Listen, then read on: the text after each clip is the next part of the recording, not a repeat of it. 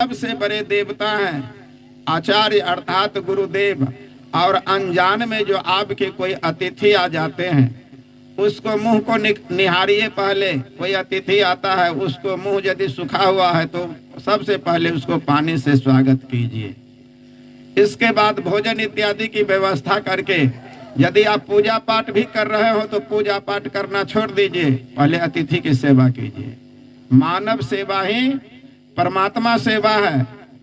कोई भक्त था, शिव का भक्त था, गुरु आ गया, वह पूजा पाठ करने में लग गया, गुरु को स्वागत नहीं किया, उसको महेश जी जो है, शंकर महादेव जी जो है क्या कि उसको श्राप दे दिए। नहीं, इसलिए यदि आप पूजा पाठ भी कर रहे हो, माला जाप भी कर रहे हो, कोई अतिथि आ जाए तो समझ लीजिए आप पूजा पाठ करना छोड़ दीजिए। सबसे बड़ी सेवा मानव सेवा है। नहीं, इसलिए विचार कीजिए, जब इनके साथ जब गए तो ये शुभ चिंतक लोग जो कह रहे थे, एक आदमी कह रहा था राम नाम सत्य है, असता था। एक लोग तो कह रहा था, बाकी लोग दोहरा रहा था, लेकिन सुनने वाले कौन था? जो कांधे पर लेटी हुई थी राम प्यारे जी, क्या वह सुन रहे थे? सुनने वाले उससे जो अलग आत्मा थी, वह आत्मा दूर से देख रही थी कि जब मैं इस शरीर रूपी मंदिर में मेरा प्रवेश था तब तक संसार के लोग कितने हमसे बातचीत करते थे और कहां कहां तक हमने भ्रमण किया, कितने लोगों से हमने बातचीत किया, कितने दान पुण्य किया, कितने भ्रमण किया, लेकिन आज मैं इसमें से निकल गया हूं तो इस नश्वर शरीर से लोग घृणा करते हैं ना। इसलिए हे प्यारे श्रोताओं, विचार करना चाहिए। हम लोगों को जितने भी शुभ कर्म करना है उसको आज से ही कर लेना है। किसी से लड़ाई झगड़ा करना है उसको कल के लिए टालते रहिए ताकि किसी बहाने टल जाए। नहीं, इसलिए अपने घर में कभी भी चोरी, हिंसा, बेईमानी और ठगी से धन इकट्ठा न करें।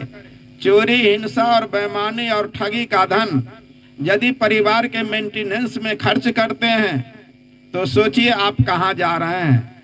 परिवार के मेंटेनेंस में यदि आप खर्च करते हैं तो परिवार वालों की बुद्धि को बुद्धि में बदल जाए, बुद्धि को बुद्धि में बदल जाएगी।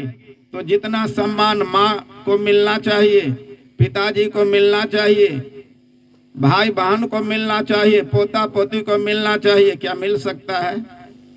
इसलिए विचार कीजिए, यदि मैं किसी को ठगता हूं तो उसमें जो रहने वाले जो चेतन ब्रह्म, जिसको आप सतनाम कहते हैं या राम कहते हैं या गॉड कहते हैं, सच्चिदानंद कहते हैं या परमानंद कहते हैं, उसमें भी यदि आप मानते हैं कि परमात्मा का वास है तो समझ लीजिए आप परमात्मा को ठग रहे हैं।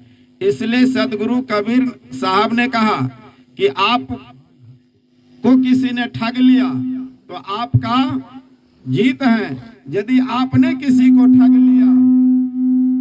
बताओ, चोरी, हिंसा, बेईमानी और ठगी का धन, झूठ बोल करके धन ना इकट्ठा करें। आप रोज मंदिर मस्जिद खूब जाते हैं, पूजा पाठ खूब करते हैं, और यदि आप किसी को ठगते हैं तो सदगुरु कबीर साहब ने इशारा किया कि सांच बराबर तप नहीं, झूठ बराबर पाप, आजा के हृदय सांच है ताकि हृदय आप कोई पूजा पाठ नहीं करते, लेकिन यदि आप प्रत्येक दिन आप सत्य बोलते हैं, दूसरों को सत्य बात कहते हैं, तो भले संसार के लोग आपको पुजारी भक्त ना कहे, लेकिन ईश्वर घर में आप भगवान के सच्चे भक्त हैं।